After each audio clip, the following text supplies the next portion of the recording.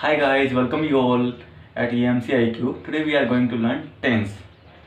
जैसा कि मैंने आपको बताया है कि हम स्टार्ट करेंगे टेंथ के जो भी टॉपिक है ग्रामर से रिलेटेड, सबसे पहले वो पढ़ेंगे और उसके बाद जो भी टॉपिक होंगे जो कि टेंस के अकॉर्डिंग यानी कि टेंस की सहायता से हम उनको आसानी से कवर कर सकते हैं।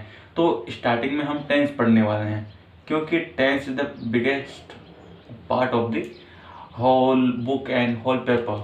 So today we are going to learn tense with the sense. Okay, तो स्टार्ट करते हैं विदाउट वेस्टिंग टाइम। तो सबसे पहले हम पढ़ने वाले हैं टेंस।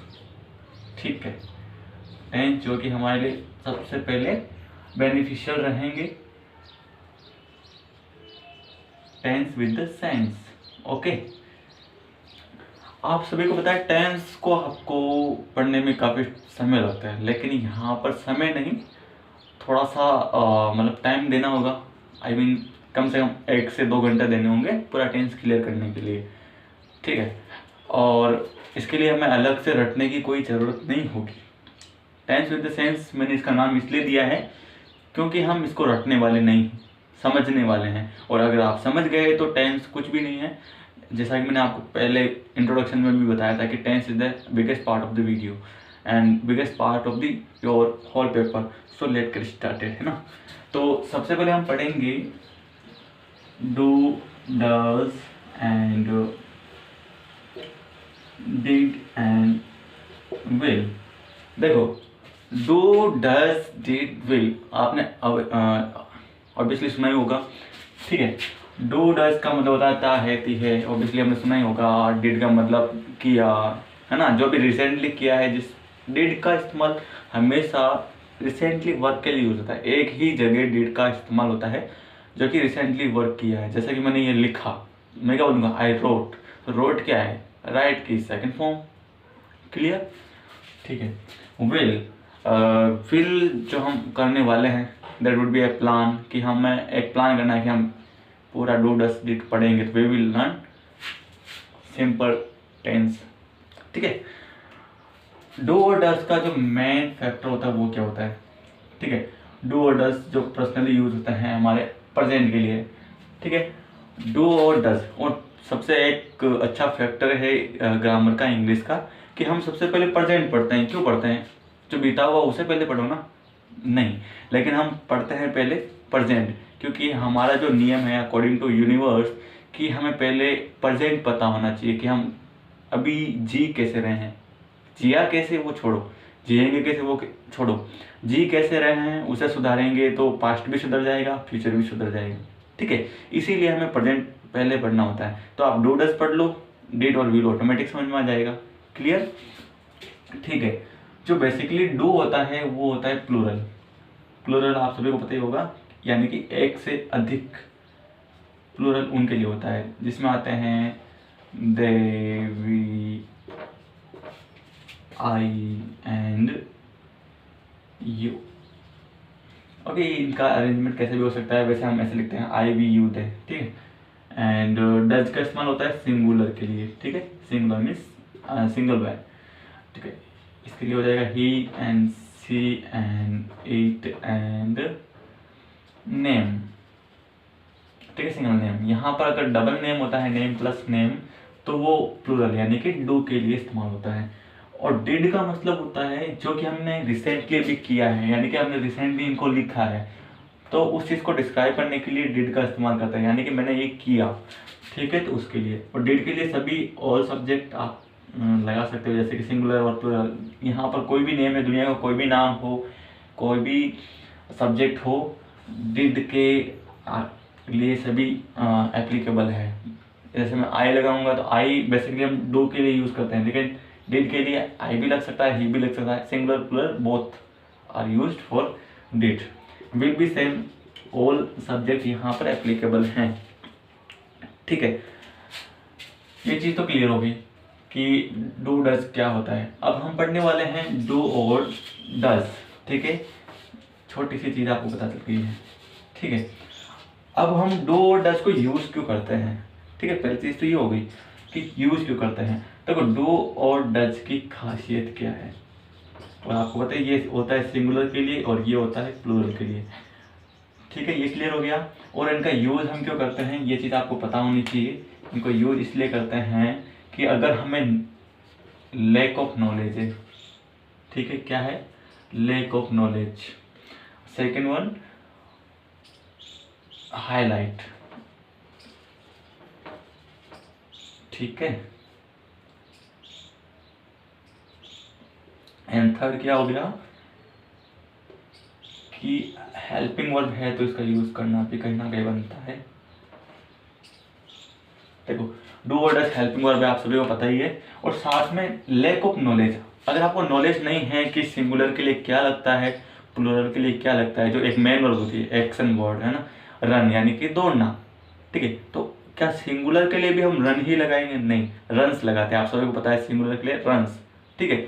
अगर आपको उस चीज से मतलब उससे आप रिलेटेबल नहीं हो, ठीक है, फेमिलियर नहीं हो कि आपको पता है कि सिंगुलर फॉर्म क्या होती है, प्लूरल फॉर्म क्या होती है, तो डू डज का इस्तेमाल करते हैं, ठीक है। जैसा कि आपको लिखना है रन, क्लियर, रन लिखना है, ठीक है, और सामने यहाँ है ही जो कि सिंगुलर है, इसके साथ आप क्या लिखोगे, आपको नहीं पता है तो आप लिखोगे डज रन, यानी कि ही डज रन, वह दौड़ता है, ठीक है। लेकिन अगर आपको पता है तो आप डायरेक्ट लगा सकते हो ही रन्स, वह दौड़ता है, क्लियर।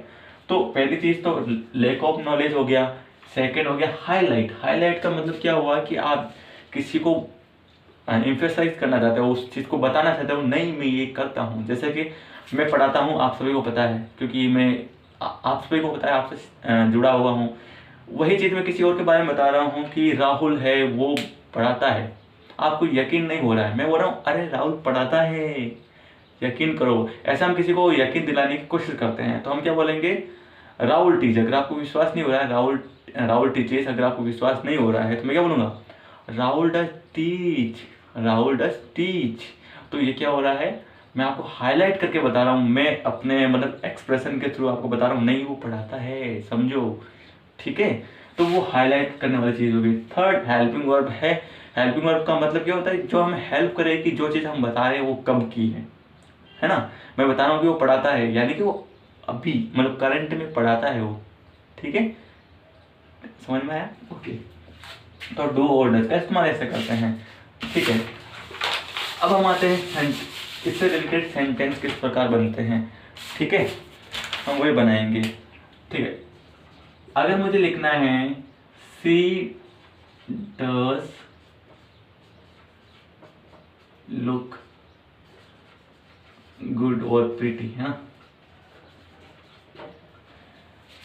ठीक है, वह अच्छी लगती है ना, वह अच्छी दिखती है, तो हम क्या लगाएंगे, सी डज लुक गुड, ये चीज हाईलाइट करेगी, और वो अच्छी दिखती है, ठीक है। एंड इसको इस तरह से भी लिख सकते हैं, सी लुक्स गुड और प्रीटी, ठीक है, वो अच्छी दिखती है ना। और वही हम अगर हमें इसके बारे में फॉर्मल जो नॉलेज होता है, यानी कि लैक ऑफ नॉलेज है, अगर इसके सिंगुलर फॉर्म के बारे में नहीं पता है तो हम ये बोल सकते हैं, she does look good, she does look good, clear. तो ये यहाँ होता है क्योंकि आपको सिंगुलर फॉर्म नहीं पता है। लेकिन अगर आपको पता है तो क्या करोगे, राहुल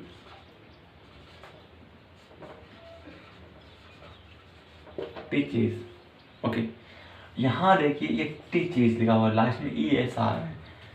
ज़्यादातर लोगों को नहीं पता होता, वो केवल डायरेक्ट क्या लगा देते हैं, टीच, एक सेकेंड, एंड टीच लिख देते हैं, लास्ट में थोड़ा सा एस जोड़ देते हैं, तो ये गलत है। क्यों गलत है, टीचेस होना चाहिए, वही है। अगर आपको नहीं पता है तो वही है लैक ऑफ नॉलेज, यानी कि नॉलेज की कमी, इसीलिए हम इस्तेमाल करते हैं डज का।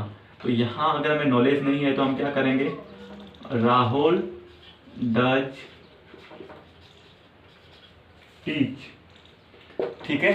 तो ये चीज आपको ध्यान में रखनी है, राहुल डज टीच, क्लियर, चीज समझ में आया आपको, ओके। नेक्स्ट हम देखते हैं आई लाइक वॉचिंग मूवी। ठीक है, मैं बोल रहा हूँ आई लाइक वॉचिंग मूवी, यानी कि मुझे मूवी देखना अच्छा लगता है। क्लियर। लेकिन इसको मैं हाईलाइट करूँ क्योंकि यहाँ पर लाइक मेनू की फर्स्ट फॉर्म है और आई किस में काउंट होता है, प्लूरल में। तो आई लाइक, यहाँ पर लाइक्स की जरूरत ही नहीं है, तो हम फर्स्ट फॉर्म से भी इसको लिख सकते हैं। यहाँ पर डज या फिर डू की जरूरत नहीं। क्लियर, पहली चीज हो गई। और उसी चीज़ को जोड़ देके बता रहे हो हाईलाइट करके। ये ज़्यादातर फॉर्म यूज में आता है स्पोकन में, कि आपको कई एक्सप्रेशन के थ्रू बताना है कि आई डू वॉच मूवी, है ना, मैं मूवी देखता हूँ। ठीक है, तो वो आपको कहाँ बताना है, जहाँ पर आप स्पोकन कर रहे हो, जहाँ पर आप बोल के बता रहे हो। लेकिन पेपर में लिखना होता है तो आप ये भी लिख सकते हो और आप ये भी लिख सकते हो, I do like watching movie. आए बात समझ में? इसको मैं मिटा देता हूँ। अगर आपको लिखना है तो इसको क्या बोलते हैं, उसको स्क्रीनशॉट ले लीजिए, है ना। मिटा दो पहले, ठीक है। ठीक है, उसी प्रकार से मैं लिखता हूं, you teach fantastic, you teach, और मैं ये भी लिख सकता हूँ यू डू टीच। क्लियर। और साथ में मैं लिख सकता हूं, मैं यहां इस्तेमाल कर रहा हूं सी स्टिचेस एंड सूट्स, ठीक है, ऑफ मैन। ओके, पहला हुआ कि वो तुम अच्छे पढ़ाते हो, you teach fantastic, awesome. See stitches shoots of man, ठीक है, मीन, इट इज मीन, इसका मतलब यह हुआ कि वह लोगों के, मतलब आदमियों के, जो पुरुष जो होते हैं उनके सूट सिलती है। अब स्टिचेस का मतलब सिलना होता है, ठीक है, लेकिन किससे, हाथों से। और एक और होता है स्यू, आई थिंक यही होगा, स्यू यानी सीना, लेकिन वो मशीन से, और यहाँ ये हाथों से। दोनों में ये फ़र्क है और कुछ नहीं है। बाकी सेंटेंस है, ये सेंटेंस पे ध्यान दीजिए। यहाँ पर देखो CH है, इसीलिए यहाँ क्या लगा है, ES। तो ये चीज़ भी आपको क्लियर होना चाहिए, वरना आप ऐसे भी इस्तेमाल कर सकते हो, she does stitch suit of means, ठीक है, she does stitch suits of mean. Okay, और अदरवाइज आपको इसका नॉलेज है तो आप लिख सकते हो। अगर थोड़ा सा नॉलेज मैं बता दूँ आपको, अगर आपको पता होना चाहिए वो चीज़, ठीक है, इसका स्क्रीनशॉट ले लीजिए। ठीक है, जनरली हम यूज करते हैं रटे रटाए गोल्डन रूल। गोल्डन रूल आपने पासबुक में देखा होगा, golden rule of the tense. They are not golden rules, they are the part of mugging up, रटने की चीज़ें हैं। ठीक है, तो फिर भी देखिए यहाँ पर CH SS SO X, है ना, ये वाली चीज़ें आपको अगर दिखती हैं तो हम उसके आगे क्या लगाते हैं, ES, लाइक। ठीक है, स्टिचेज मैंने आपको बताई है अभी, ये हो गया। ठीक है, और क्या हो गया, गोज हो गया। इस प्रकार से सारी जो चीज़ें होती है, मेन वर्ब्स होती है, उनके साथ हम इस प्रकार से बिहेवियर कर सकते हैं, अगर हमको पता है। अगर नहीं पता है तो क्या करोगे, इन चीज़ों को काटो, या तो आप डज, अगर सिंगुलर है तो क्या लिखोगे, डज गो, या फिर डू गो। और अगर ये नॉलेज है तो डायरेक्ट लगाइए, अगर नहीं है तो रहने दीजिए। बट आपको नंबर चाहिए दोनों में, अगर ये याद है तो भी ठीक है, ये याद है तो भी ठीक है। ठीक है, लेकिन अगर आप स्पोकन कर रहे हो, जैसे मैं स्पोकन की क्लासें लेता हूँ, ठीक है, तो अगर आप स्पोकन की क्लास में हैं, कहीं आपको इंटरव्यू देने जाना है, तो वहाँ पर एक्सप्रेशन की ज़रूरत होती है। जैसे आप बॉडी लैंग्वेज होती है, बोलने का तरीका होता है, वो ही एक्सप्रेशन आपको मतलब बेनिफिट करते हैं। ठीक है, जैसे कि I like food, I do like food. Okay, तो दैट्स अ थिंग। बट यहाँ पर आपको लिखना है तो कोई दिक्कत नहीं है, आपको ये चीज़ें पता होनी चाहिए। ठीक है, हम एक दो सेंटेंस देखते हैं। ठीक है, दे ये क्या, दे जो वर्ड मतलब वे, मतलब वे क्या है, प्लूरल है, तो हम डायरेक्टली रोम लिख सकते हैं या फिर do roam around. They roam around, roam means ऐसे भटकना कहीं, ऐसे रबड़ना जिसे हम बोलते हैं, इधर उधर घूमना। ठीक है, दे रोम अराउंड मतलब वे इधर उधर घूमते रहते हैं, इसका मतलब ये हुआ। तो वो चीज़ यहाँ पर एप्लीकेबल है, डू भी लगा सकते हैं, रोम भी लगा सकते हैं, क्योंकि दे के लिए तो मेन वर्ब की फर्स्ट फॉर्म ही लगती है, यस लगता ही नहीं है इनमें, क्योंकि क्या है, प्लूरल है। वहीं सिंगुलर जो चीज़ है, तो मैं अगर सिंगुलर यूज करता हूँ, सी रोम्स, यहाँ लिखना पड़ेगा आपको, she roams around, otherwise she does roam. चीज क्लियर हो गई आपको? ठीक है, इसको मैं मिटा दूं। ठीक है,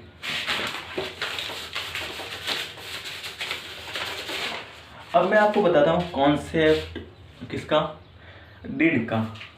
ठीक है, डिड का कॉन्सेप्ट बताता हूँ, और डिड के बाद हमेशा क्या लगता है, मेन वर्ब की फर्स्ट फॉर्म लगती है, डू डस के साथ भी मेन वर्ब की फर्स्ट, तो इसके साथ भी फर्स्ट, और विल के साथ भी फर्स्ट ही होगी। ठीक है, लेकिन इसका मतलब क्या होता है, डिड का मतलब यानी कि जो भी चीज़ आपने की है, लास्ट में से आपको प्रोनाउंस सुनाई दे सकता है, ई दे सकता है, ए दे सकता है, लास्ट में आपको थे भी सुनाई दे सकता है। जैसे कि मैंने बोला कि आपने खाना खाया, तो आपने क्या बोला, हाँ मैंने खा लिया, खा लिया, आ।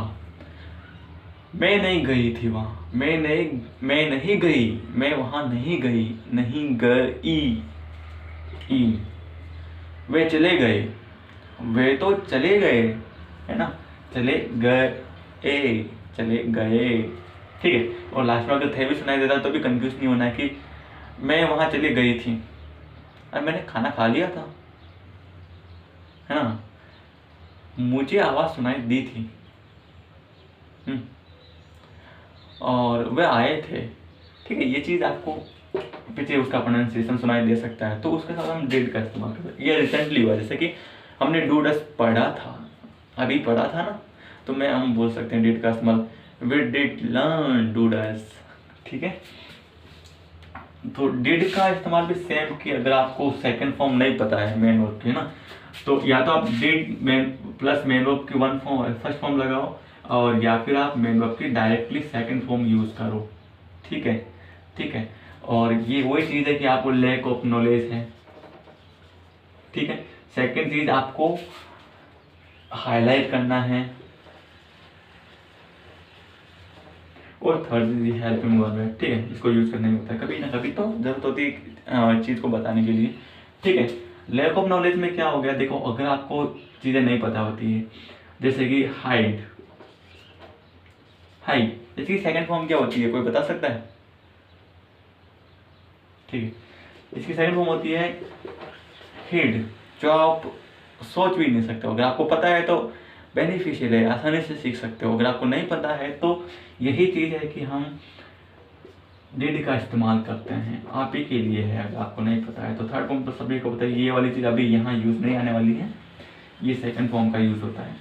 ठीक है, उस प्रकार से आपको ये भी पता होना चाहिए कि एक फॉर्म होती है वियर, यानी कि पहनना, कपड़े पहनना, वियर क्लॉथ, है ना, तो इसकी जो सेकंड फॉर्म होती है वो होती है वॉर। ठीक है, इस थर्ड तो हमें सीखनी नहीं है, तो वॉर इस सेकंड फॉर्म होती है, आपको पता है, बिल्कुल पता है तो बढ़िया है, नहीं है तो आपको इस्तेमाल करना है डिड के साथ first form, did wear, I did wear cloth, मैंने कपड़े पहने। ठीक है, ठीक है, अब इन्हीं के साथ सेंटेंस स्टार्ट करते हैं हम। ठीक है, मैंने बोला कि आई डिड हैव लंच, इसका मतलब ये है कि मैंने खाना खा लिया या फिर मैंने लंच कर लिया। ठीक है, और उसी सेंटेंस को अगर आप डिड का इस्तेमाल नहीं करो, डायरेक्ट सेकंड फॉर्म इस्तेमाल करो, तो आप ऐसे लिख सकते हो हैड, आई हैड लंच, मैंने खाना खा लिया, मैंने लंच कर लिया। समझ में आया?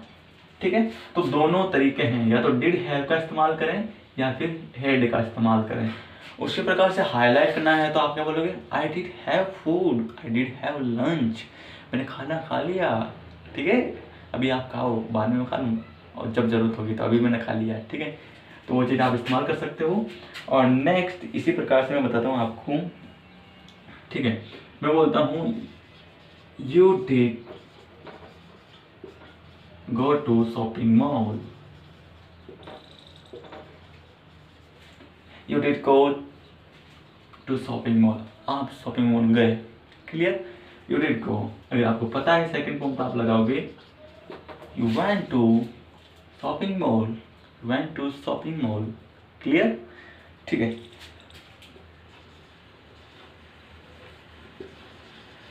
सी डिड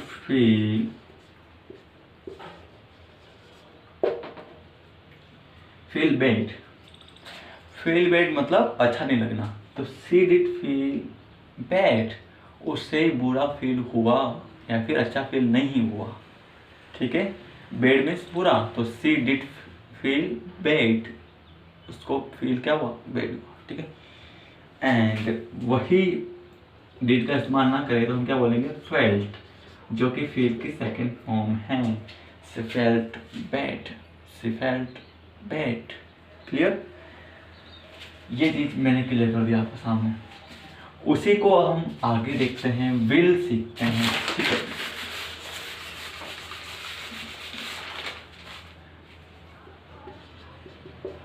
विल और विल प्लस मैन वर्ब की फर्स्ट फॉर्म, और इसके साथ भी सब्जेक्ट लगता है, all subject are applicable for it. ठीक है, और फॉर्मूला तो आप सभी को पता होना चाहिए। मेन चीज़ ये होता है कि सबसे पहले सब्जेक्ट लगता है, जैसे कि सब में लग ही रहा था, फिर हेल्पिंग वर्ब लगती है, फिर मैन वर्ब लगती है, फिर बच्चा हुआ क्या, ऑब्जेक्ट। ठीक है, ये चीज़ तो हमें मालूम होती है, फिर भी हम सेंटेंस में कतराते क्यों हैं, लिखते क्यों नहीं है, क्योंकि हमें पता नहीं है ना सेंस क्या उस चीज़ का, कि हम क्यों लिख रहे हैं वो सेंटेंस, किसको डिस्क्राइब करने के लिए लिख रहे हैं। ठीक है, अभी मैंने जो बताया डू डज, उसमें मैंने बोला है कि जो चीज़ हम रिसेंट में कर रहे हैं ना, करते हैं, तो मतलब मैं पढ़ाता हूँ, तो ये मैं बता रहा हूँ आपको, I do teach, I teach. ठीक है, सी टीचेज, सी डज टीच, वो पढ़ाती है। ठीक है, और वही मैंने रिसेंट की बात की, यानी कि जो मैंने कर लिया उसके बारे में बता रहा हूँ। तो I did teach you do does and did, I did teach you do does and what, did. उसी सेकंड पर मैं बोलूँ तुम्हें, I taught you do does and did. आया समझ में। अब हम पढ़ रहे हैं विल, जिसको समझिए आप। देखो, विल में किसी भी चीज़ को हाईलाइट करने की जरूरत नहीं होती है, क्योंकि विल होती है एक प्लान, है ना, प्लान, यानी कि फ्यूचर में जो भी हम करेंगे वो हमारा प्लान होता है। जैसे कि मैं इस कंपटीशन का विनर बनूंगा। ठीक है, मैं इस कंपटीशन का विनर बनूंगा, तो ये फिक्स है क्या, नहीं, लेकिन ये मेरा प्लान है, मैं उसके लिए तैयारी कर रहा हूँ और मैं विनर बनूंगा। ठीक है, तो वो चीज़ हम डिस्क्राइब करने के लिए किसी चीज़ को हाईलाइट नहीं कर रहे, नहीं मैं बनूंगा, नहीं, जितने आप एफर्ट्स लगाते हो आप बन जाओगे, अगर आप रियल विल रखते हो, रियल डिजायर रखते हो। ठीक है, और नेक्स्ट हम सेंटेंस बनाते हैं इसके साथ। यहाँ पर मैं कोई भी चीज़ डिस्क्राइब नहीं कर रहा हूँ कि आपको हाईलाइट करना है, कि आपको विल का यूज़ क्यों करना है। ठीक है, कोई भी यहाँ पर क्या बोलते हैं उसको, सब्स्टिट्यूट करने वाली चीज़ नहीं है कि डू डज को हटा दो, डायरेक्ट क्या बोलते हैं उसकी सिंगुलर या प्लूरल फॉर्म लगा दो, डिड को हटा दो, मेन वर्ब की सेकंड फॉर्म लगा दो। यहाँ सब्स्टिट्यूट नहीं है, डायरेक्ट विल प्लस और मेन वर्ब की फर्स्ट फॉर्म। क्लियर, ठीक है। सेंटेंस में बताता हूँ, I will go to buy movie tickets. ठीक है, empty, I will go to buy movie ticket, यानी कि मैं मूवी टिकट खरीदने के लिए जाऊंगा। ठीक है, मैं मूवी टिकट खरीदने के लिए जाऊंगा, दिस इज माई प्लान, क्योंकि हमें मूवी देखनी थी, मैं मूवी टिकट लूंगा फिर मैं जाऊंगा। ठीक है, सेकेंड सेंटेंस है कि you will pep up, car of groom.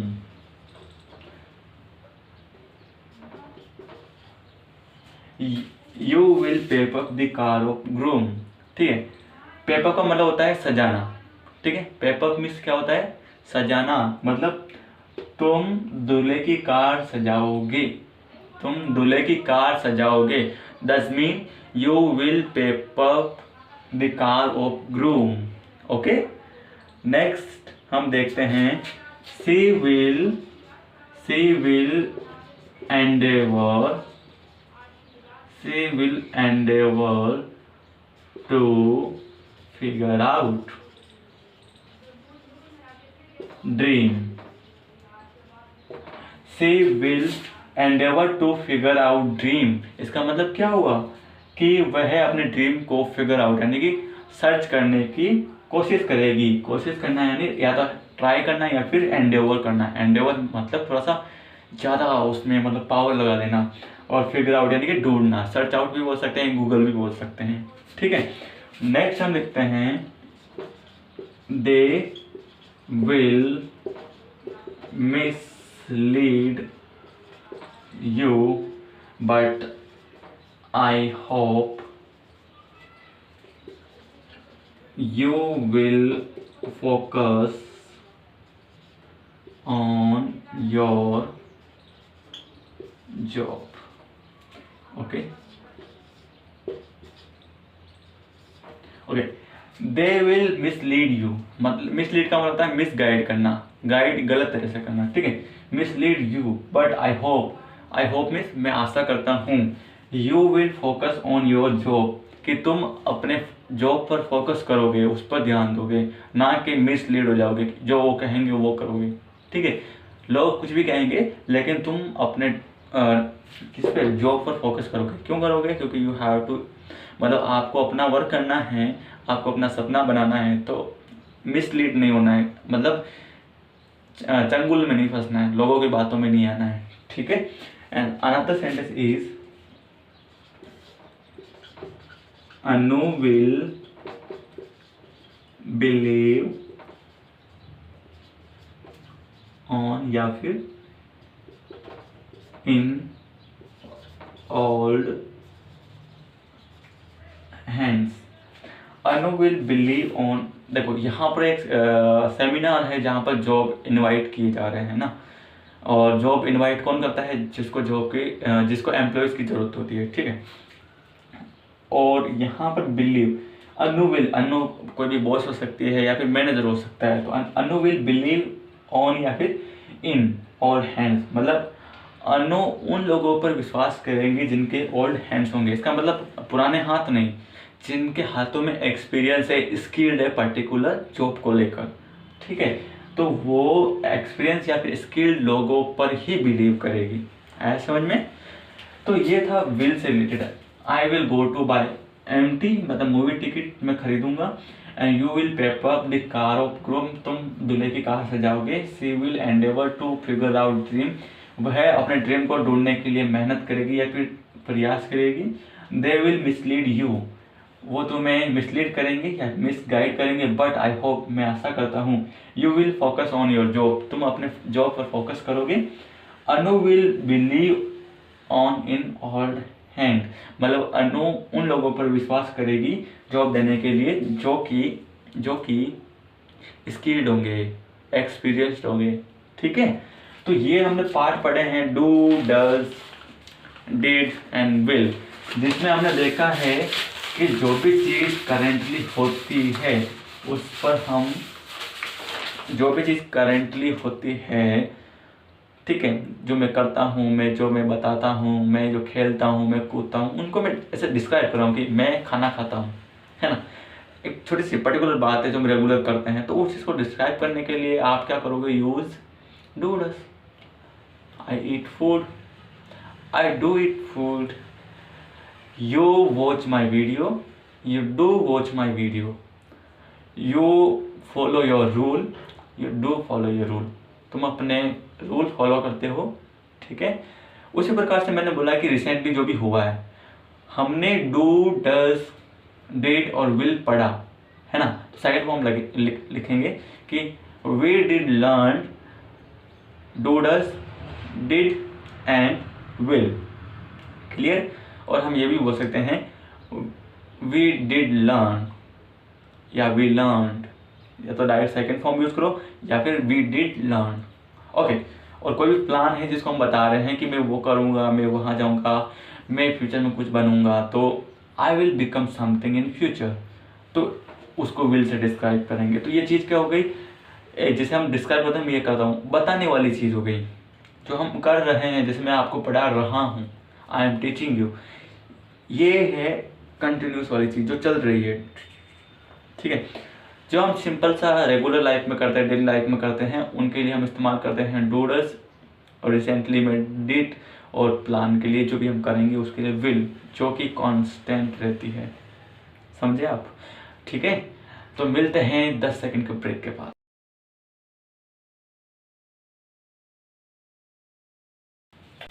लगता है 10 सेकंड जल्दी हो गए पूरे।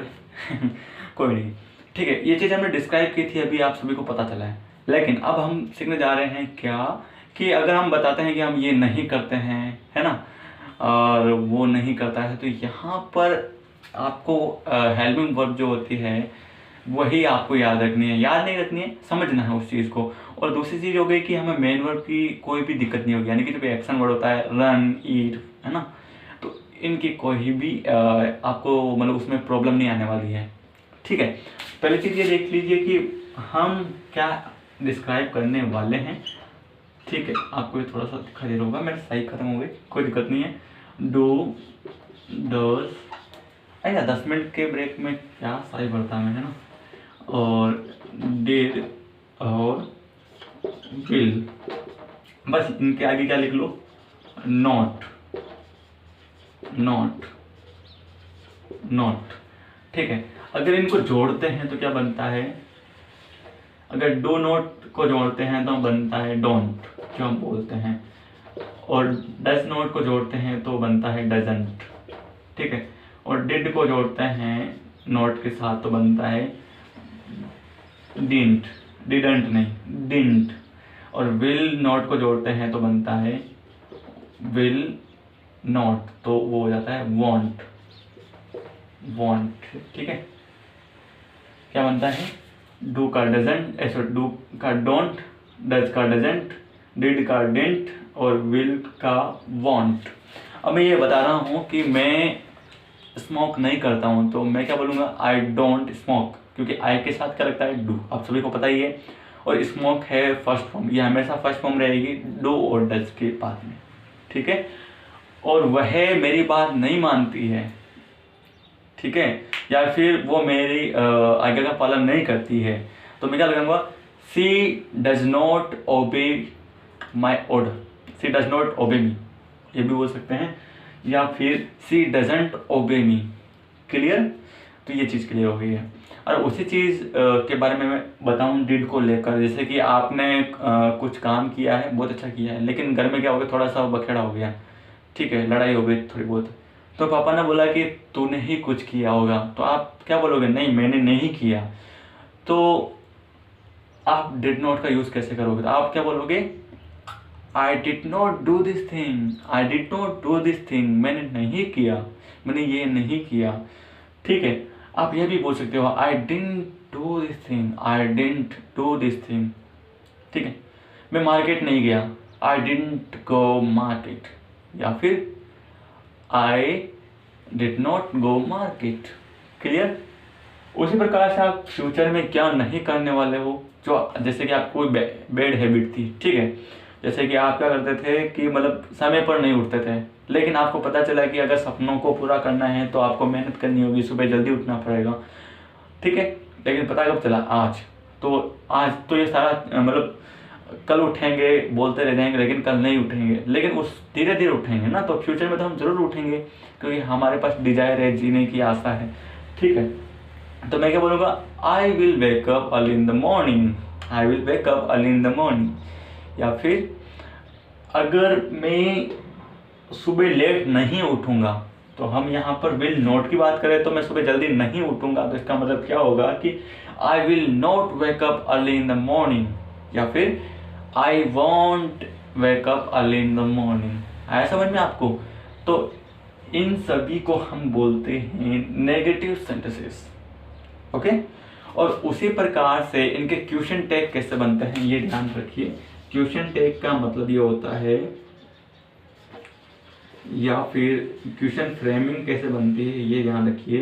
ये भी एक टॉपिक है जो हम शायद पढ़ेंगे, क्वेश्चन फ्रेमिंग कैसे बनती है। ठीक है, क्वेश्चन टैग तो सीधा अपन पूछ लेते हैं। I believe in Gita, I believe in Gita Bible, do you believe? This is a question to you. Do you believe in Bhagavad Gita? Do you believe in Bible? ठीक है, do you believe in Quran? This is a question framing, do you believe in Quran? Okay, next one is question tag. How does mean that? मैं बोल रहा हूँ आपको कि I do believe in Gita, I do believe in Gita, do you? It does mean do you. तो क्या हुआ कि मैं आपको बोल रहा हूँ कि मैं गीता पर विश्वास करता हूँ, do you? It does mean, इसका मतलब ये है कि आप भी करते हैं, डू यू? इसका मतलब ये हुआ। I believe in thinking positive, do you? It does mean मैं पॉजिटिव सोच में बिलीव रखता हूँ, do you? And I believe करते हैं। I do take tea in night, I do take tea in night, do you? मैं रात को चाय पीता हूँ, डू यू? आप पीते हो? Okay, I went to watch Suryavanshi, मैं सूर्यवंशी देखना गया, डिड यू? क्या आप भी गए? इसका मतलब ये हुआ। I did work of my college, है ना? I did work of my college, did you? मैंने अपने कॉलेज का वर्क किया, डिड यू? आपने किया? ठीक है, उसी प्रकार से विल का मतलब क्या हो जाएगा कि I will go to have plan at Jaipur, sorry, I will go to have plan at Jaipur. इसका मतलब मैं जयपुर प्लान रखने के लिए जाऊंगा। ठीक है, तो विल यू? इसका मतलब आप भी जाओगे। ओके, अभी शादी का समय है, ठीक है, तो I will join the marriage party, will you? मैं मैरिज पार्टी को ज्वाइन करूंगा, विल यू? यानी कि इसका मतलब क्या हुआ? आप भी करोगे। तो ये होते हैं क्वेश्चन टैग। और अदरवाइज मैं ऐसे पूछता हूँ, will you join the marriage party? तो ये हो गया क्वेश्चन फ्रेमिंग, क्योंकि पूरा क्वेश्चन सेंटेंस का फ्रेम बन गया है। और क्वेश्चन टैग में क्या हो गया? सीधा से मैं पूछ रहा हूँ, विल यू? क्या तुम भी करोगे? I will learn the English, will you? Yes. Okay, तो ये हो गया question tag and question framing. Question, जब भी हम क्वेश्चन टैग का इस्तेमाल करते हैं तो वहाँ हम ऐसे यस और नो में जवाब देते हैं। ठीक है, और फ्रेमिंग में भी सिमिलर यही होता है कि यस और नो में जवाब देते हैं। जैसे मैं बोलता हूँ, do you believe in God? And आप क्या कहोगे? यस आई बिलीव, या फिर यस। ये भी परफेक्ट आंसर है। ठीक है, समझ में आ गया? 5 सेकंड का ब्रेक और, ठीक है, मिलते हैं।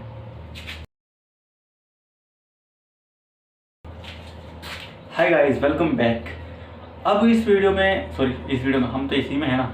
अब हम पढ़ने वाले हैं इजेमार, वोजवर एंड विल बी। बहुत सुना होगा आपने, लेकिन वो चीज़ क्लियर कर देते हैं कि इसमें ऐसा होता है कि जो भी चीज़ हम कर रहे हैं, मैं आपको कुछ बता रहा हूँ, वो सारी चीज़ें क्या चल रही है? आपको दिख रही है, होती हुई दिख रही है, पिक्चर दिख रही है ना। जब भी जो चीज़ दिखती है, जिसकी पिक्चर दिखती होती हुई दिखती है, उसको हम समझते हैं कि वो चीज़ कंटिन्यू चल रही है। अब क्यों चल रही है, ठीक है, वो तो हम सेंटेंस को बोलते समय ही पता कर सकते हैं कि मैं आपको पढ़ा रहा हूँ। क्यों पढ़ा रहा हूँ? क्योंकि आपको पढ़ना है। ठीक है, तो ये रीज़न पता चल गया। ठीक है, लेकिन एक चीज़ यहाँ पर दिक्कत देती है, या फिर कहूँ तो कि आपको कन्फ्यूज़न देने में सबसे ज़्यादा हेल्प करती है। ठीक है, हेल्प 2 तरह से होती है, या तो कन्फ्यूज़न देकर या कन्फ्यूज़न लेकर।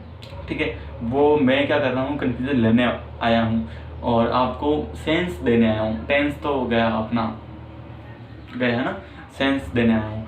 ठीक है, कन्फ्यूज़न किस बात का? तो जब हम कहते हैं कि अगर हम ये कर रहे हैं, उस चीज़ को कोई दूसरा भी ले ले, यानी कि मैं बता रहा था कि कोई भी चीज़ कर रहे हैं या जो कंटिन्यू चल रही है, उसमें इजेमार यूज़ लेते हैं, लेकिन वही इजेमार ये बताते हैं कि जो हम होते हैं यानी कि हम कुछ हैं वो भी वो बताते हैं। तो एक ही चीज़ दो काम कर रही है तब कन्फ्यूजन बढ़ता है। ऑब्वियसली अगर मैं मैं पढ़ा भी रहा हूँ और साथ ही मैं एडिटिंग भी करता हूँ, कन्फ्यूजन हुआ ना आपको? हुआ बिल्कुल। सर पढ़ाते हैं एडिटिंग करते हैं, एडिटिंग में परफेक्ट है या फिर टीचिंग में परफेक्ट है, सर से पढ़े या सर से वीडियो एडिट करवाएं, है ना? तो उसी प्रकार से हमें कन्फ्यूजन होता है कि इसको इसके लिए लगाऊं या फिर इसके लिए लगाऊं। ठीक है, वो चीज़ आज क्लियर हो जाएगी आपके। तो चलो स्टार्ट करते हैं। देखो अब हो गया कि एक तो आप होते हो, ठीक है, एक आप होते हो, एक आप करते हो, ठीक है। अब मैं यहां लिखता हूं sentence, I am teaching you और आई एम योर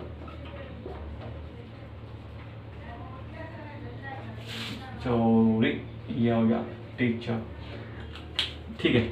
यहां मैंने लिखा आई एम टीचिंग, यहां मैंने लिखा आई एम योर टीचर। तो यहां क्या मैं बताना चाह रहा हूं कि यहां पर भी आई तो मैंने ऐसे ले लिया, यहाँ पर भी एम आ रहा है, यहाँ पर भी एम आ रहा है, लेकिन ये डिस्क्राइब कर रहा है कि मैं क्या हूँ और ये डिस्क्राइब कर रहा है कि मैं क्या कर रहा हूँ, ठीक है। तो इन दोनों का रोल किस तरह से रहता है वो आपको समझना है, बाकी सारी चीज़ें क्लियर है, ठीक है। कैसे क्लियर है, मैं सेंटेंस लिखता हूँ, ठीक है, उसको आप समझना। आई एम योर टीचर और आई एम टीचिंग यू, एक ही चीज़ समझनी है। मैं इसको स्ट्रक्चर के रूप में बताऊंगा तो आपको जल्दी समझ में आएगा। मैंने यहाँ लिखा सब्जेक्ट एंड सब्जेक्ट मतलब जो भी कर रहा है, यहाँ पर आई है, और फिर मेन वर्ब हो गया, ठीक है। मेन वर्ब होगा नहीं, हेल्पिंग वर्ब हो गया ना, यानी कि इज एम आर, और फिर हो गया मेन वर्ब, और मेन वर्ब जो भी लगती है आईएनजी लगती है तो आईएनजी लगाएंगे, क्योंकि कंटिन्यू काम हो रहा है तो आईएनजी ही लगती है। और फिर होता है ऑब्जेक्ट, और उसी चीज़ को हमें बताना है कि अगर मैं कुछ हूँ तो वो चीज़ डिस्क्राइब करनी है, तो वहाँ लगता है subject plus helping verb plus what, object या फिर एडजेक्टिव। अब एडजेक्टिव क्या होता है, जो चीज़ विशेषता बताता है, मतलब डिस्क्राइब करता है हमारे बारे में हम कैसे हैं, और ऑब्जेक्ट बताता है कि हम क्या हैं, ठीक है। सब्जेक्ट आ गया यहाँ पर। अगर मैं बताता हूँ कि मैं आपको पढ़ा रहा हूँ तो सब्जेक्ट के साथ हेल्पिंग वर्ब लगी एम, और उसके साथ मैंने एक्शन बता रहा हूँ कि मैं टीचिंग कर रहा हूँ, ठीक है। ऑब्जेक्ट क्या हो गया आप, क्योंकि मैं आपको पढ़ा रहा हूँ ना इसीलिए। और फिर आई एम योर टीचर, तो सब्जेक्ट क्या हो गया आई, हेल्पिंग वर्ब क्या हो गया एम, ऑब्जेक्ट क्या हो गया टीचर, ठीक है। मैं आपको पढ़ा रहा हूँ, इसका मतलब क्या हो गया कि मैं टीचर हूँ, इसलिए मैं आपको पढ़ा रहा हूँ, टीचिंग कर रहा हूँ, ठीक है। तो दोनों को डिस्क्राइब करते समय कौन सा स्ट्रक्चर यूज होगा, ये होगा जो आप कर रहे हो, आप पढ़ा रहे हो, आप एक्शन जो कर रहे हो उसके लिए ये स्ट्रक्चर काम आएगा। आप क्या हो उसके लिए अगर आपको डिस्क्राइब करना है तो आप डिस्क्राइब करोगे ये ऑब्जेक्ट को, सब्जेक्ट के साथ ऑब्जेक्ट का इस्तेमाल करोगे, क्लियर। और रही एडजेक्टिव की बात, तो ये बता देता हूँ कि हम ये भी बोलते हैं कि आप अच्छे लड़के हो, ठीक है। तो आपकी जो क्वालिटी बता रहा है वो एडजेक्टिव बता रहा है। यू आर ए बॉय, ठीक है, ये बॉय क्या है ऑब्जेक्ट, मैं आप एक लड़के हो, ठीक है। लेकिन मैं ये बता रहा हूँ you are great boy, great good boy हो, ठीक है। तो वो एडजेक्टिव का इस्तेमाल होता है। यू आर इंटेलिजेंट, मैं डायरेक्टली ये भी बोल सकता हूँ यू आर इंटेलिजेंट, ठीक है, तुम होशियार हो। और मैं ये भी बोल सकता हूँ यू आर इंटेलिजेंट बॉय, ठीक है, तुम होशियार लड़के हो। या फिर मैं ये भी बोल सकता हूँ यू आर बॉय, तुम लड़के हो, क्लियर। तो वो चीज़ डिस्क्राइब करने के लिए स्ट्रक्चर दो प्रकार के होते हैं, ये चीज़ आपको समझ में आ जानी चाहिए। जब होते हैं तो आपको या तो ऑब्जेक्ट लगाना है या एडजेक्टिव लगाना है, जब आप करते हो तो आपको मेन वर्ब की आईएनजी फॉर्म लगानी है, क्योंकि इस जे मार्क के साथ जो चीज़ कंटिन्यू चल रही है, लगातार चल रही है, उनके साथ आईएनजी लगता है, ठीक है। ये चीज़ आपको ध्यान में रखनी है। मिटा दो मैं इनको।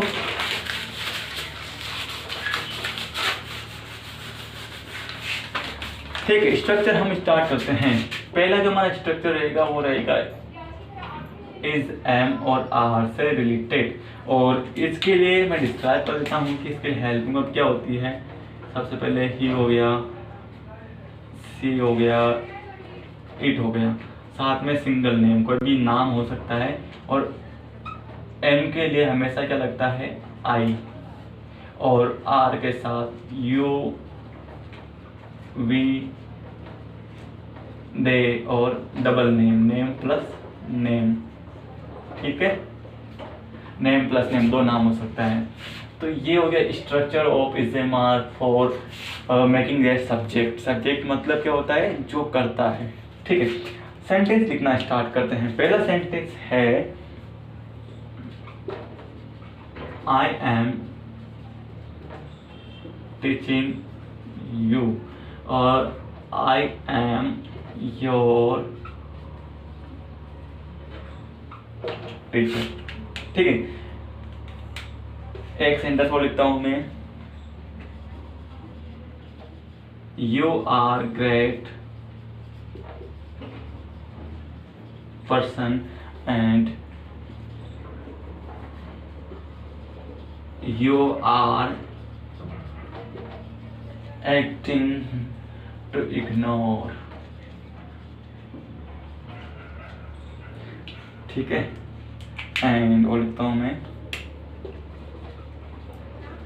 she is adorable and he is admiring।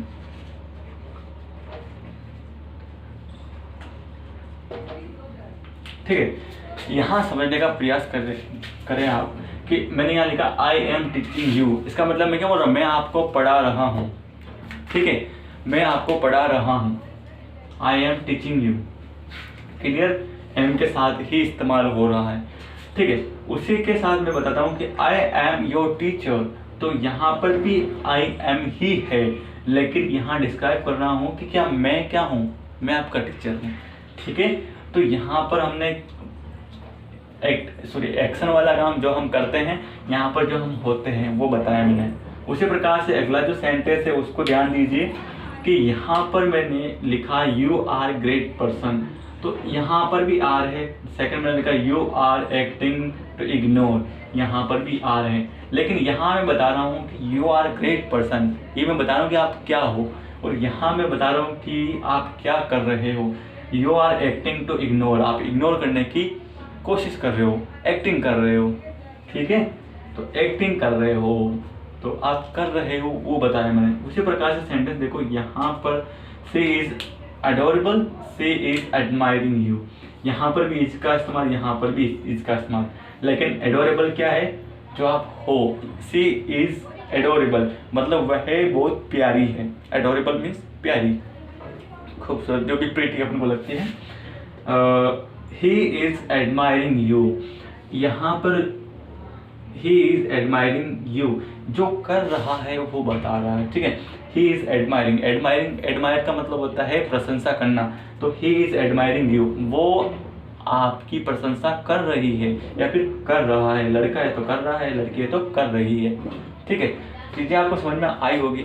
I hope आपको परफेक्टली समझ में आई होगी, क्योंकि समझने वाली बात क्या है, जहाँ है वहाँ आपको आईएनजी फॉर्म नहीं लगानी है, जहाँ नहीं है वहाँ पर जहाँ है एक्शन तो आईएनजी फॉर्म लगानी है। जहाँ पर आपको ये बताना है कि आप क्या हो, वह क्या है, मैं क्या हूँ, तो वहाँ पर आपको व्हाट यू आर जो आपको बताना है। I am a teacher, I am your teacher, तो वो चीज़ मैं डिस्क्राइब करूँ कि मैं क्या हूँ, आपका टीचर हूँ, और मैं क्या कर रहा हूँ, आई एम टीचिंग यू। ठीक, मैं आपको पढ़ा रहा हूँ। तो ये चीज़ आपको समझ में आई है, क्लियर। उसी के साथ और सेंटेंस देखते हैं, थोड़ा और समझ में आ जाएगा आपको। तो चीज़ों को क्लियर करना जरूरी है, अगर क्लियर नहीं करेंगे तो समझ में नहीं आएगा। ठीक है, नेक्स्ट सेंटेंस हम लिखते हैं, दे आर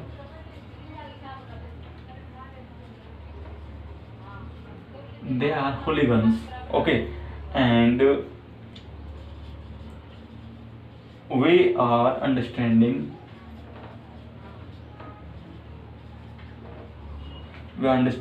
ठीक है, the problem।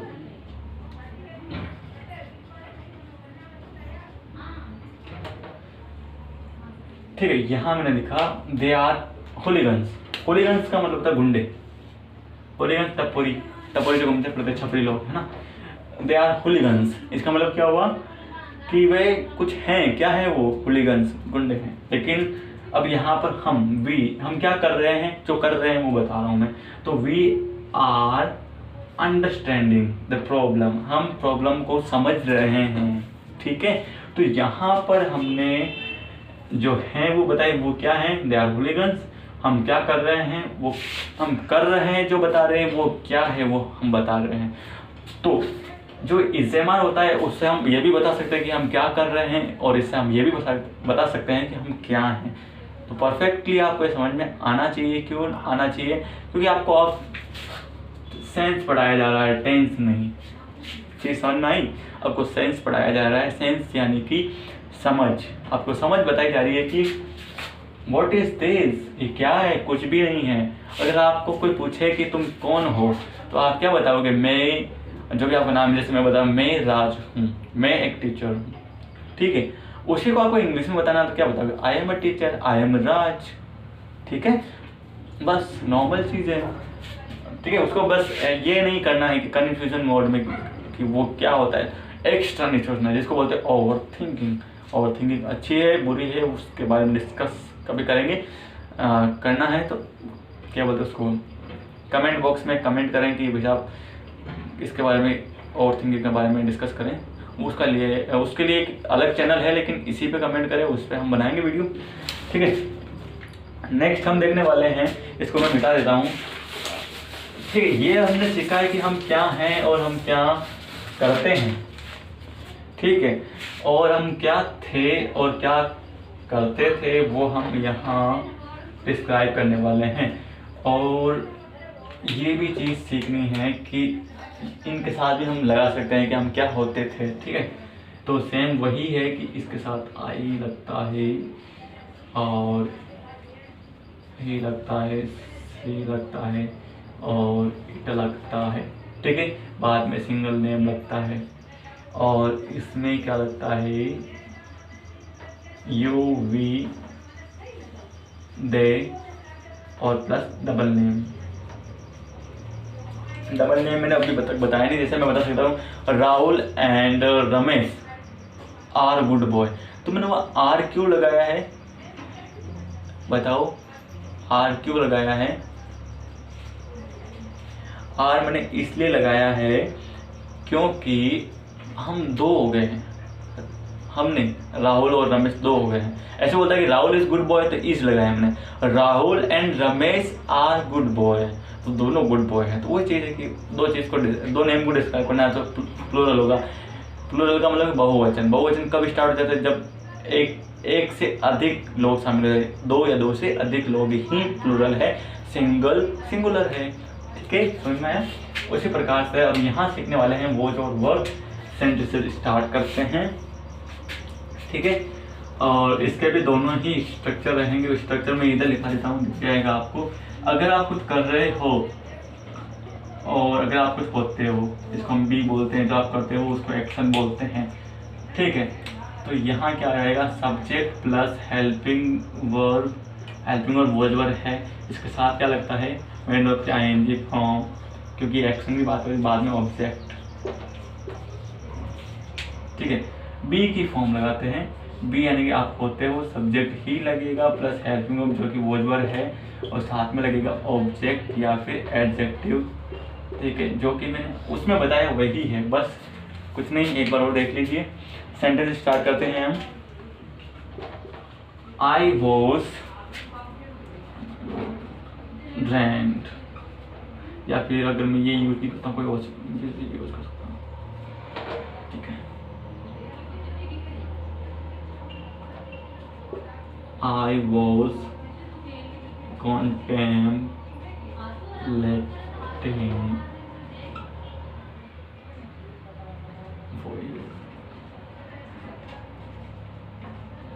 ठीक है।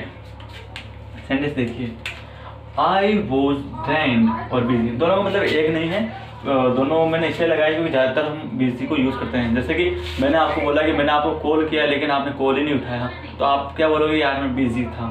तो सेंटेंस क्या बनेगा, I was busy, I was busy. ठीक है, अब आपसे पूछा गया कि आप बिजी थे तो बाद में क्यों कॉल क्यों नहीं किया, तो फिर आपने बोला कि यार मैंने बहुत काम किया तो मैं थका हुआ था तो मैंने कॉल वापस नहीं किया। तो आप क्या बोलोगे, I was drained, I was drained या आई वॉज टायर्ड। ठीक है, और नेक्स्ट सेंटेंस है, देखो यहाँ पर वही चीज़ की वॉज के बाद हमने क्या लगाया, जो हम थे, हम होते थे। ठीक है, और हम जो थे तो वहाँ आपने वॉज लगा दिया, और उसी प्रकार से यहाँ वॉज है लेकिन यहाँ पर एक्शन है। एक्शन क्या, I was contemplating for you. Contemplating का मतलब होता है सोचना, मैं तुम्हारे बारे में सोच रहा था। समझ में आया कुछ, मैं तुम्हारे बारे में सोच रहा था, दैट इज मीन कॉन्टेम्पलेटिंग। तो ये हो गई एक्शन और ये हो गई बी फॉर्म जो कि हम होते हैं। उसी प्रकार से नेक्स्ट सेंटेंस देखते हैं, यहाँ मैं लिखता हूँ you were lazy and you were wasting your time, है ना,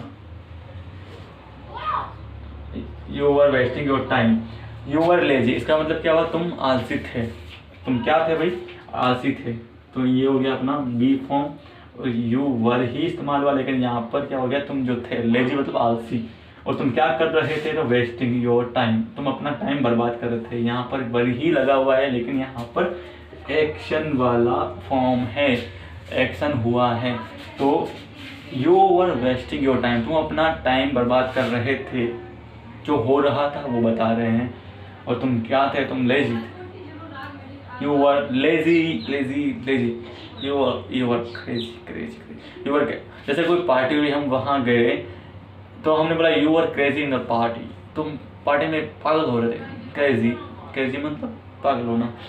ठीक है, ठीक है। अब बात ऐसी हुई कि कोई प्रॉब्लम हो गई है और वहाँ पर समस्या हो गई है, पुलिस ने बुलाया है, पुलिस क्या सवाल जवाब कर रही है। तो क्या हुआ कि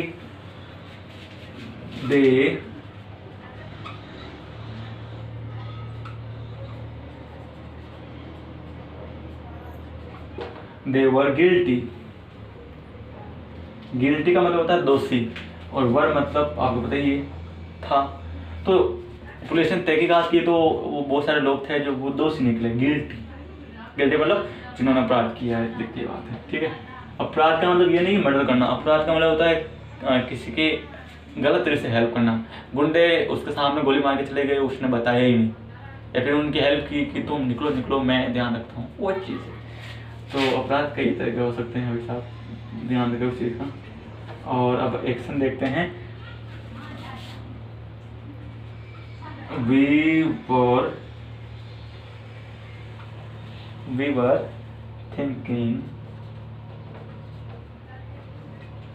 were thinking about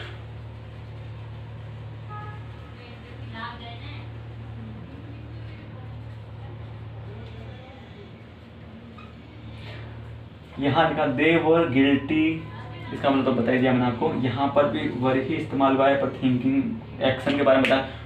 हम फैमिली बस्टल के बारे में सोच रहे थे, थिंकिंग यानी सोचना।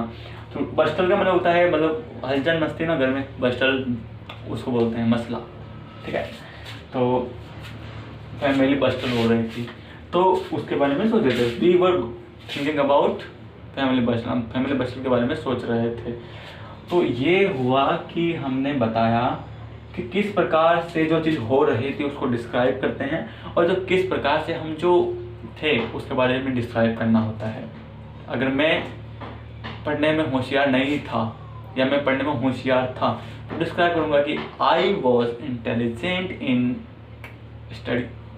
ठीक है, और मैं नहीं था तो वो भी मैं अभी थोड़ा सा उसको भी बता देता हूँ। पहले इसको मैं बता देता हूँ। अब आते हैं विल पे। ठीक है, प्लान के बारे में बताते हैं, फ्यूचर प्लान। ठीक है, अब होता है फ्यूचर में कोई भी चीज़ अगर रेगुलर चल रही होगी तो उसके लिए क्या डिस्क्राइब करते हैं, विल बी, जिसमें सारे सब्जेक्ट लगते हैं, किसी भी प्रकार का सब्जेक्ट हो सकता है। पहला सेंटेंस बनाता हूँ मैं, I will be enjoying, I will be enjoying party, ठीक है, I will be enjoying party या फंक्शन, एंड उस समय क्या हो रहा होगा कि he will be police man, ठीक है, एंड उसके बाद मैं लिखता हूँ she will be coming to me, and उसके बाद क्या होगा, एक छोटा सा प्लान मैंने बनाया है आप ही के लिए, and you will be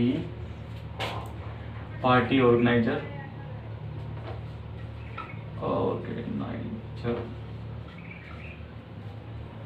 and next one, they will be informing us या फिर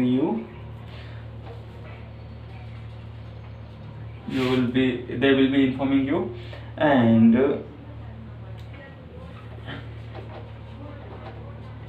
it will be real imagination, and we will be feeling happy, ठीक है। आप समझो, एक थोड़ा सा लास्ट स्टेप है, देखो I will be enjoying the party, तो इसका मतलब क्या हो, यहाँ पर क्या हो रहा है बताओगे आप, कोई नहीं बता रहा है अच्छा ये वीडियो रिकॉर्ड हो रहा है ना, आप बताओ क्या हो रहा है, अच्छा आपको आ गया समझ में, अच्छा तो यहाँ हो रहा है एक्शन, ठीक है, क्योंकि वो इंजॉय करेगा, तो ये मतलब जो फ्यूचर में होगा तो वो करेगा ऑब्वियसली, विल बी का मतलब क्या जो होगा या होगी या रहा होगा, ठीक है। I will be enjoying party, मैं अपनी पार्टी इंजॉय कर रहा हूँ, मैं पार्टी इंजॉय कर रहा हूँ, ठीक है, तो ये फ्यूचर की बात है, लेकिन यहाँ हो क्या रहा है, एंजॉइंग, मैं एंजॉय कर रहा हूँ, तो ये क्या हो गया, एक्शन हो गया। सेकंड कौन बताएगा भाई, अरे आप ना बोले ना, हाँ, he will be police man, देखो मैं पार्टी एंजॉय कर रहा हूँ और वह पुलिस मैन होगा, तो he will be police man, तो यहाँ पर क्या हो गया, बी यानी कि होना, कि हम क्या होंगे, ठीक है, और यहाँ क्या हो रहा है, she will be coming to me, okay, बड़ी अच्छी बात है, ठीक है, मैं एंजॉय कर रहा हूँ, वो पुलिस मैन होगा, ठीक है, ये यहाँ तक तो लग रहा है जैसे कोई क्राइम सीन बनाया जा रहा है, क्राइम सीन ना बनाए please, and she will be coming to me, अच्छा वो मेरे पास आ रही होगी, क्या बात है भाई। नेक्स्ट यहाँ you will be party organiser, वाह ये यहाँ होने की बात हो रही है, तो मतलब तुम वो मेरे पास आ, देख सबसे पहले क्या हुआ, मैं एंजॉय कर रहा हूँ पार्टी, और वह पुलिस मैन होगा, और कोई भी मतलब या तो सबसे महिला मित्र जो भी होगी मेरी, जो मेरे पास आ रही होगी, and you will be party organiser, and जो तुम, हाँ तुम जो वीडियो देख रहे हो, सॉरी है ना, आपकी बात नहीं हो रही, मेरे इस कैमरे के पीछे उधर जो है उसके लिए बता रहा हूँ कि वह पार्टी ऑर्गेनाइजर होगा, ठीक है, और they will be informing you, ठीक है, तो यहाँ मैं एक्शन बताऊंगा क्योंकि वो इन्फॉर्म कर रहे होंगे ना, तो they will be informing you, they will be informing you, तो वो तुम्हें इन्फॉर्म कर रहे होंगे, ठीक है, यह हो गया एक्शन। फिर it will be real imagination, ओ यह भी होने की बात करी, मतलब ये जो स्टोरी बनी है ना ये रियल इमेजिनेशन होगी, मतलब जो भी बता रहा हूँ वो असली में होने वाला है, तो मैं क्या बोलूँगा, it will be real imagination, ये जो होगी वो रियल इमेजिनेशन होगी, क्लियर।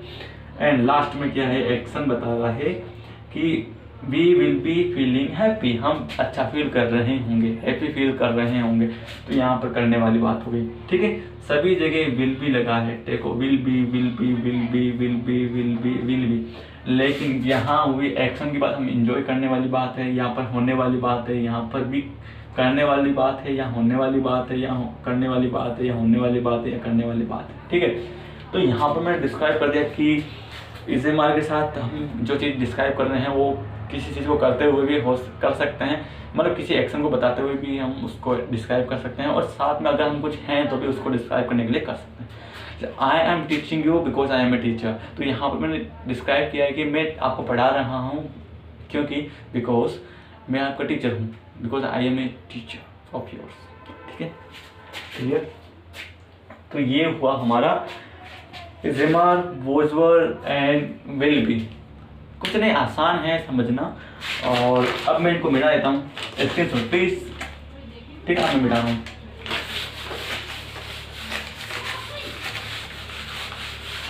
ठीक है, विल बी को मिटा देता हूँ। अब यहाँ पर समझने वाली बात है कि अगर मैं वही की जो मैं नहीं कर रहा हूँ, ट्यूशन टैग वाली चीज़ें हैं वो मैं बता देता हूँ आपको भी मैं। जैसे कि इज़ेमार हो गया, वोल्वर हो गया और विल भी हो गया। इन सब के साथ अगर नोट लगाते हैं तो क्या हो जाएगा, इजंट। इसके साथ नोट लगा तो इजंट, एम के साथ लगा तो एमंट।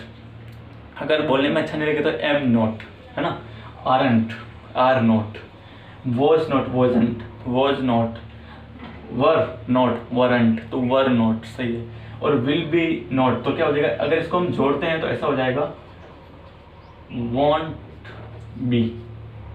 ठीक है, या फिर विल नॉट बी, मतलब इन दोनों के बीच में नोट लगेगा, क्योंकि ये हेल्पिंग वर्ब को प्रेजेंट कर रहा है, ये उस चीज़ को प्रेजेंट कर रहा है जो चीज़ हो रही होगी। ठीक है, तो want B.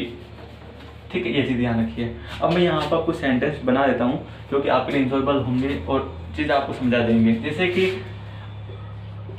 I am not speaker. Speaker का मतलब होता है वक्ता, जो भी अपनी स्पीच, जैसे मोटिवेशनल स्पीकर होते हैं उसी तरह से I am not a speaker, मैं स्पीकर नहीं हूँ, है ना, मैं बोलने वाला नहीं हूँ, मैं ये टीचर हूँ, मैं आपको एक्सप्लेन करता हूँ। ठीक है,